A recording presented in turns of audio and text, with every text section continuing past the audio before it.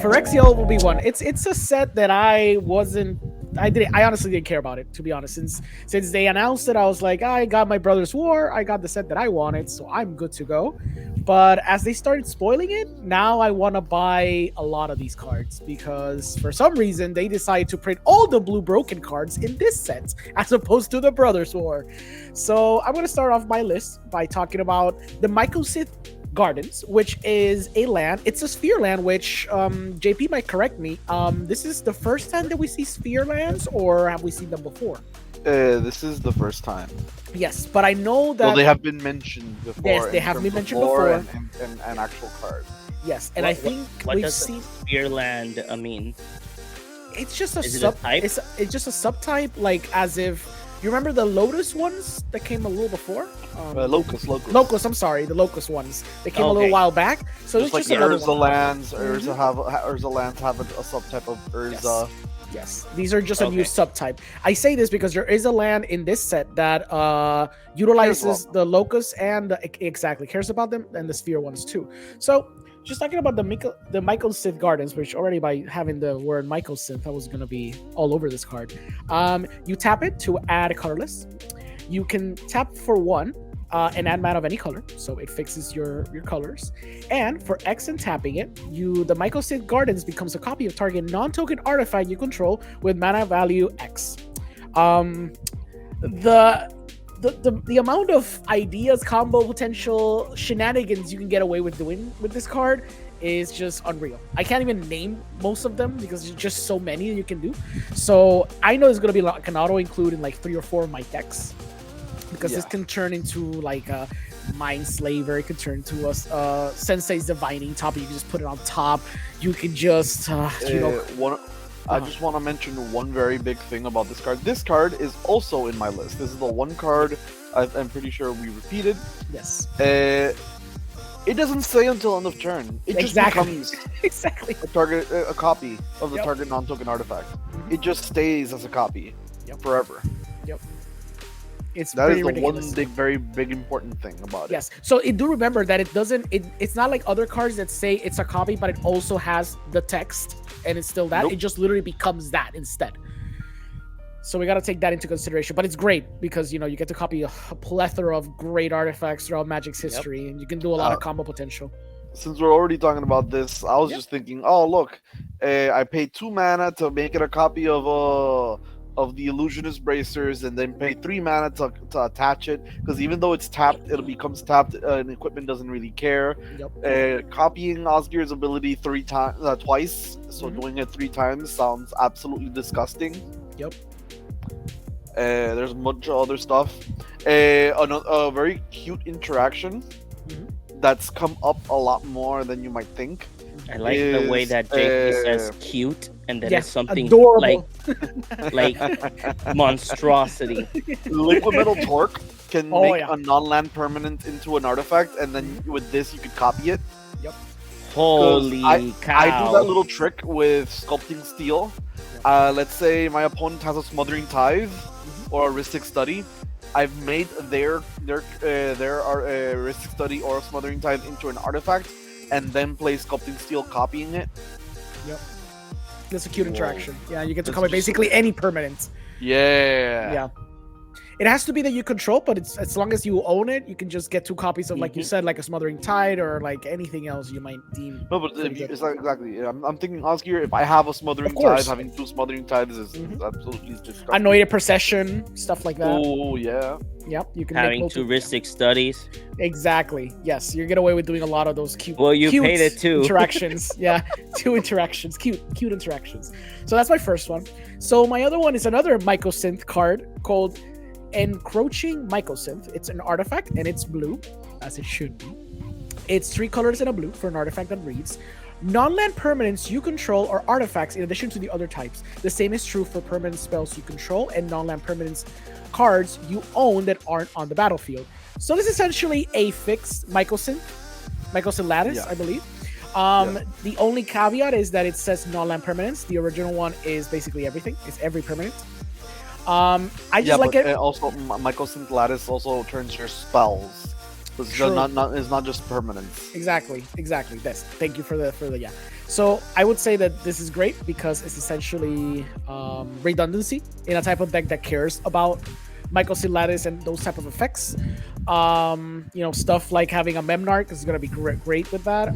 You can have this and do the standard Vandal Blast overloaded, blow everything up. It's just a great freaking card. I feel like they were afraid of just printing the original Mycosynth Lattice, so they just did this. This is like a fixed version. It's more of a fair version, and as you can see, they are leaning a lot on the idea of having colored artifacts, because as we will see soon enough with another artifact that I have on my list, if that would have just been colorless, it would just be an auto include in very specific decks. As it stands, it's very strong, and although it's blue, a lot of the artifact matter decks generally are in blue. Generally, because Oscar is like an exception, but it's good that at least it's pertained by a certain color. It's not like strictly colorless. Come on, you just like it because you can put it in your Urza deck. Of course, I care about putting it in my Urza deck. Of course, it's great. It's beautiful. I don't think I would put it there because it might make it a tad slower, but it's something that I will buy a copy of regardless, because like an Emery deck, it would be very powerful. Yeah. So yeah, I love it a lot. The next card on my list is an enchantment. It's a white one. It's the only white card that I have on my list. It's Norn's Decree. 2 colorless and a white for an enchantment that reads: whenever one or more creatures an opponent controls deal combat damage to you, that opponent gains a poison counter. Also, whenever a player attacks, if one or more players being attacked are poisoned, the attacking player draws a card. I read this and it basically reads like a type of like sphere of safety or like a propaganda. It incentivizes the opponent to not attack you. Which in white, I love it because I like the idea of taxing in white. I like the idea of stopping your opponents from attacking you, from doing shenanigans against you in those type of colors. And this just adds more to it. And I think it's a very strong ability because once someone attacks you, then everyone else in the table is going to attack that person because they want to draw cards. And you are giving them poison counters, especially in this set that cares a lot of proliferating. If you put that on the field, someone attacks you, and someone has a proliferate deck, that person is screwed because in a few turns, they're just going to die. There's just no way about it. So this makes sure that no one's going to mess with you at all. They're going to try to kill you either one shot, or they're going to try to finish you off very quickly, or ignore you completely, which is the best outcome you can get. I love it because in those types of decks that matter and having those type of enchantments, there's going to be like basically an auto include. And it's a very, very good card that plays around a lot with the idea of the poison counters, which is a new mechanic that we see reintroduced again in Phyrexia, which they made it more fair this time around. But with a lot of the proliferate shenanigans that this set includes, I think that this is very easily abusable as well. This one is kind of cool because I was not expecting Wizards to print such a ridiculous freaking card. So I'm going to read it. Icarmoon Gauntlet is also an artifact in blue. It's 2 colorless and a blue for an artifact that reads: planeswalkers you control have 0 loyalty, proliferate, and -12 loyalty. Take an extra turn after this one. Whenever you cast a non-creature spell, choose a counter on target permanent, put an additional counter of that kind on that permanent. Thank God that this card is at least blue. I would have pushed harder. I would have made this 2 colors, because the fact that this is almost colorless is basically an auto include in any Super Friends deck. Any variation of Super Friends that has blue needs to run this, because you can basically storm off with your planeswalkers, and all your planeswalkers essentially having +1 to all your other planeswalkers and a -2. Let me just do this shit all over again next turn is freaking insane. It's ridiculous. I can't believe the Wizards print this. I'm going to buy like 3 of these things because I'm going to put it in my Azoria's Urza Buddy Friends deck, because it's abusable because of the fact that it's an artifact. So it can go down with a discount of 1, potentially a discount of 2, because my deck has a lot of discount for artifacts. And I'm just going to make all my my planeswalkers start proliferating and getting extra turns all the time. Any Atraxa deck is going to care about this. There's even a new Atraxa in this set too, which is more of a value Atraxa, but the original Atraxa is going to love the ever-loving crap out of this. The Prismatic Bridge decks are going to love this card as well. Any 5-color Super Friends deck is going to auto-include this. Any Planeswalker deck is going to need this. It's pretty busted. The fact that it's a 3 mana spell too, like it's very low costed, even though that initially it does nothing.